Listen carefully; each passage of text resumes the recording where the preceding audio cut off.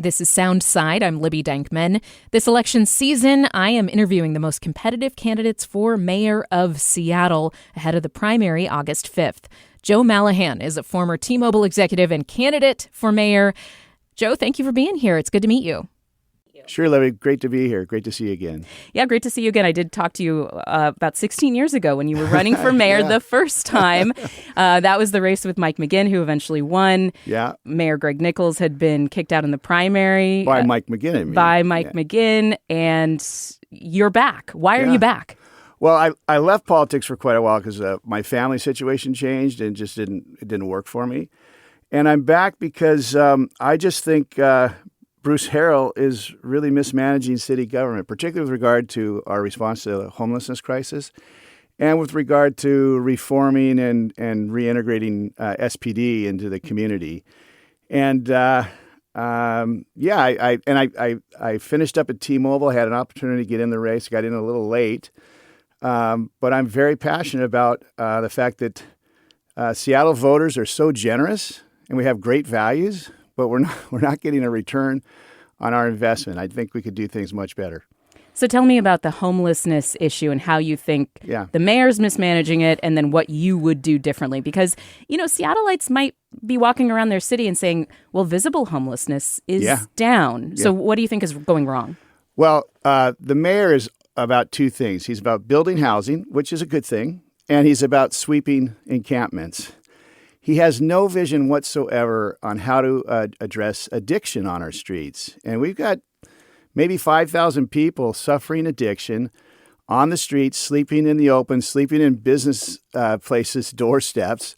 And you can't treat addiction on the street. The mayor of Portland, his first 6 months, new guy, he added 3,000 emergency beds. And he did that in 6 months. And that's what I'm going to do. The other thing is we got to go big on tiny home villages. We've got several here now. There's an organization in Soto called Sound Foundations Northwest. They're cranking them out in a warehouse with volunteer labor. But there's like 300 of them in a parking lot because the mayor won't issue the city hall won't issue additional permitting. I've had this argument with the mayor twice at The Stranger and at the Seattle Times. And he keeps saying, well, we've got 85% of the tiny homes. The county needs to have more. Well, Seattle homelessness is Seattle's problem. We need to address it. So I think tiny homes are a big part of the solution. Baltimore, Detroit, Austin, Texas, they all went big with tiny homes and had a huge impact. So there's solutions out there. And the mayor just has no vision whatever for the folks still on the streets. He's all about housing, and that's great, but that doesn't get it done. I think that the mayor would say, well, we've housed a lot of people. We've also moved a lot of people off, but the pipeline is the issue. And so he's focused on, building more housing as a pipeline solution. Do you think that's wrong? Again, I'm not criticizing the idea about building affordable housing. What I'm criticizing is he is completely tolerant of doing nothing for the folks on the streets. The other thing, in terms of the pipeline, in the last 2 weeks, I've sat down on the sidewalk with at least 25 people suffering addiction. At least 40% of those folks, they've come to Seattle because it's an easy place to be addicted. There's lots of services and there's no accountability. And so that pipeline that you mentioned is getting filled by people who are actually coming here. And again, I'm not one of these people, hey, let's ship them off on buses. I'm saying we have to have low barrier housing, get them in, let them recover from the trauma of homelessness, but then hold them accountable. Look, you have an addiction problem. We really got to help you deal with that. And today we're all about harm reduction. But you know what? If you're facilitating an addict to continue to use, ultimately, for his or her long-term health, that is not harm reduction. That's harm enablement. And I think it's a big problem on the street. I think it's also a big problem in a lot of our low-income housing. We let people continue to use. We put them in an apartment all by themselves. We don't provide adequate community and structure and pressure to have them deal with their with their addiction. I've had loved ones who suffer addiction, and I think all of us have. Yeah. And we do interventions. and we do other things to press them and not enable them. Al-Anon talks about don't be an enabler. And I think, again, we are very compassionate, but I think we've gone so far in our compassion that we're compassionate without actually addressing the real result. 400 people died from overdose on the streets in the last year. It probably would have been 2,000 without the intervention of the police and the fire department. And we just need to understand that and figure out a system that I hate the word accountability because it sounds like the homeless problem is the homeless's problem. But I mean, accountability, you're better than your addiction. You need to get a path out of your addiction. Let me ask you about public safety because crime rates are down in Seattle. They're also down nationally. The Seattle Police Department is finally above water on hiring. What would you do differently when it comes to SPD and public safety? Well, crime rates are down, but they're not down nearly at the rate post-COVID that other major cities are. We are absolutely lagging in crime rates. And, we've had all kinds of gun violence just in the last few weeks. So to me, when you say the police are above water, I think what you mean there is they're net positive right now in hiring. Last year, it was just barely net positive. One. It was one. And the Sean Barnes, the new chief, has said that it's going to be a lot better when we get the data this year, but we'll see. No, I think that's true. I mean, we hired 60 cops very recently, but I think in that same period of those hires, we lost 20. And I think we need a mayor who's an activist with the police. Police culture is broken. They're understaffed. They're spending $100 million on overtime. I imagine being in that high cortisol environment all the time and working 60 hours a week all the time. And I think a lot of the police, there's great police officers, and then there's officers who are demoralized and kind of mailing it in. They're not as productive as they could be. And we need to reconnect the police to the community. We need community policing model. So many of the police don't trust the people, and the people don't trust the police in many, many neighborhoods. And we need to fix that. And my commitment is to do 50 ride-alongs in my first year as mayor to actively change the culture and integrate the police into the community. We need a community policing model. I think Sean Barnes, by the way, is a fantastic leader from what I've seen. I think the little incident over on Denny Blaine where some officers harassed some nudists, and particularly a trans person. Sean Barnes raised his hand and said, "Hey, I apologize as police chief. I didn't know nudity was legal, and I made a mistake, and my officers didn't behave appropriately." That's the kind of leaders we need. We need someone who are willing to be accountable and not just pointing fingers all the time and blaming someone else for things that go wrong. Do you like the stay out of drug ordinance, area ordinance, and the stay out of prostitution area ordinances that have been instituted in places like downtown and 12th and Jackson? I'm still kind of sorting that out. Erica Barnett wrote a story about how the only people being enforced are immigrants. But I think it does give an opportunity, particularly up on Aurora. I think it's very important for officers to be able to act and shut down the ecosystem there. Again, it's really, really hard when we don't have enough officers. Everybody's got a public safety program or a public safety concern when I talk to them. And I have a friend that lives up at like a 90th, a couple blocks off Aurora. And I said, look, we have to fully staff the police, and we need a much more robust program for addiction and homelessness. Those two things are what are driving the Aurora Avenue problem. It's interesting. Downtown, there's this area where the two soaps, or what do we call these things? Soda and soap. Sodas on Blanchard Street. There's this Blanchard falls outside these two zones. I was down there Thursday last week, and there were like 50 people using. I saw 3 dealers with cash in their hand doing deals. I talked to all those folks, and that was part. I've done that a couple of times. And, I came in from such and such places. I know here is a safe place It's safe in terms of prosecution or harassment to use. So I don't have a firm opinion on that, but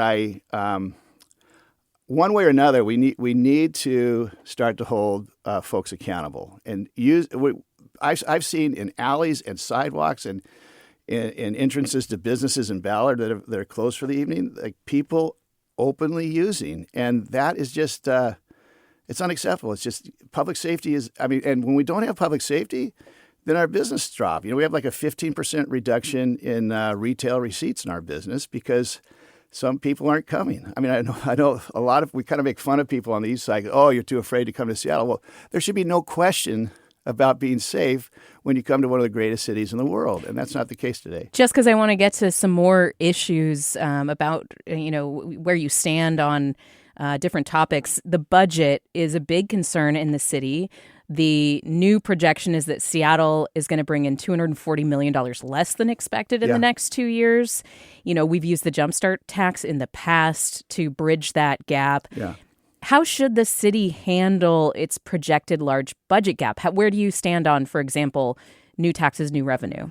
Well, again, we've raised taxes a lot, so I'm not the guy that's going to say first thing, let's raise new taxes. On the other hand, the things that the Trump administration has done to nutrition programs and Medicaid and such, we do need. I think we need to cooperate with the state. The state just raised a whole bunch of taxes, so I'm not saying let's go do taxes right now. But if we do, they should be progressive, and I actually believe they should be on wealthy individuals rather than businesses. And I got booed by 150 young people when I said that up on Capitol Hill last week. We have the Jumpstart tax, and then we have the social housing tax. And when you layer those two on top of each other, I'm just concerned about. I have no love for corporations, but I do love their tax revenue, and I think we've already seen a shift. Like I have a bunch of buddies at Amazon who live in Seattle and are now officing in Bellevue. And I asked myself, why is that? And we've seen a drop in the Jumpstart tax revenue. I think that is actually happening. So they're moving that payroll across the water. Yeah. So, but as I said, Seattle residents are hugely generous. And the other problem is, the tax structure, the Washington State Constitution makes it hard to implement progressive taxes. So I don't have a particular model to recommend. But if we do need to raise taxes, I would certainly want to do it progressively. I also think the mayor's B&O tax thing is ill-advised. The B&O taxes revenue, your top line. You think about Elliott Bay Book Company. Their revenue comes from books. They're making like 10% margin, and then they've got a ton of labor and rent. And what they have left is, I don't know their books, but it has to be pretty small, their accounting books. And now if they're over like $4 million in revenue, because revenue is what you tax, they're going to have a higher tax burden. And I think that's true for a lot of goods retailers. Restaurants can adjust a little bit better, raising, when I pay too much for a meal, or quote unquote too much, I understand that there's taxes and costs have gone up. But for retailers, it's highly problematic. You can't just raise prices on books. Let me ask you about, in the final few minutes that we have here, your website that you started. It's called badbruce.com, and it's sort of a little more mudslinging than maybe I was expecting in this primary. Yeah. Why gather together? What you've done here basically is gather together some reporting, including from KUOW. And Seattle Times. Monisha Harrell, the mayor's niece, who spoke to one of our reporters, Ashley Haruko, about what she saw as a culture that marginalized women in the mayor's office. Some other reporting on, the mayor's history in Iowa, and a dispute in a parking lot that involved pulling a gun. Why did you think it was important to put that website out there? Why did you do it? Well, you said you call it mudslinging. I call it holding a leader accountable and speaking truth to power. I am with the King County Sexual Assault Resource Center. I was a board member for many years and now an advisory board member. And I was hugely appalled when I learned early in the Harrell administration the sexual assault detective force had been reduced to 4 officers.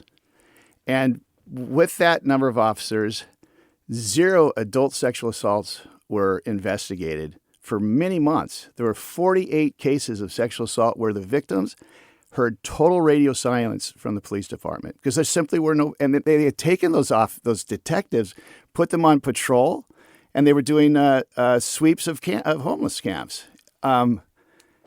You could rape in Seattle with impunity during that period, and the mayor did nothing about it. When KUOW finally reported the story, the mayor issued an executive order. We couldn't tell really how many additional FTEs he added, full-time equivalents. But then at Seattle Times the other day, he was boasting, hey, I doubled the detective force from 4 to 8. Well, it was only 12. It was 12 to begin with, and even 12 wasn't sufficient. And, you know, I'll say this publicly. Bruce Harrell is a misogynist. Your own reporting talked about his misogyny with regard to his niece. The fact that he had nicknames for her, and I mean, not nice nicknames, and that his spokesperson confirmed those nicknames and then tried to play it off as just fun. In a professional organization, you don't have nicknames for people that you call them behind their back. That is harassment. And sidelining women leadership is a classic model of misogyny. And the sexual harassment, the pervasive sexual harassment we have in the Seattle police, the fact that only 15% of police officers are female and only 2 out of 60 of our recruits are female, that's shadow of the leader. We have a leader of Seattle today who's running a 1980s football locker room, and that impacts all operations and the morale and the attitude of everybody. We need a big-hearted, humble, accountable leader, and that's not what we have right now. I'm going to just give you 45 seconds to close here. A proactive case for you, Joe Mallahan, for mayor, as a final thought here for listeners.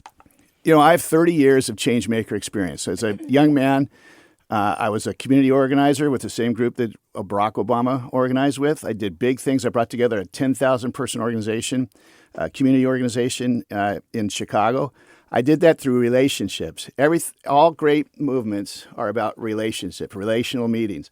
And I then turned around to mid-sized companies, and then I went to T-Mobile, and I revolutionized how my team, and with great input from the front line, because I'm always shoulder to shoulder with the front line, we completely changed how T-Mobile services low-income, low-credit customers. It's easy for business owners to think low credit means they're trying to rip you off. Low credit really means I can't pay my bills. And we revolutionized how we approach that. And tens of millions of low-income customers got T-Mobile service at the exact same rate as anyone else.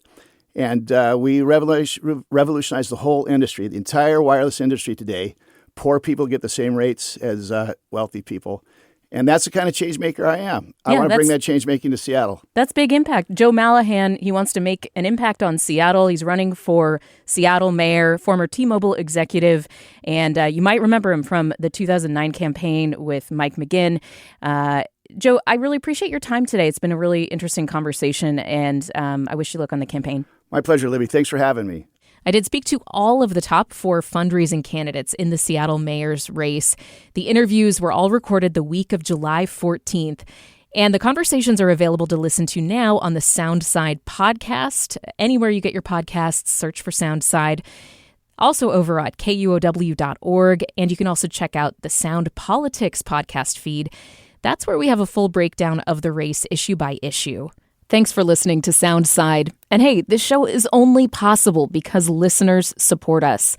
If you are able to give right now, check out the show notes for a link to donate. And don't forget, you can listen live on KUOW 94.9 FM Seattle at noon and 8 p.m., Monday through Thursday, or anytime online at KUOW.org.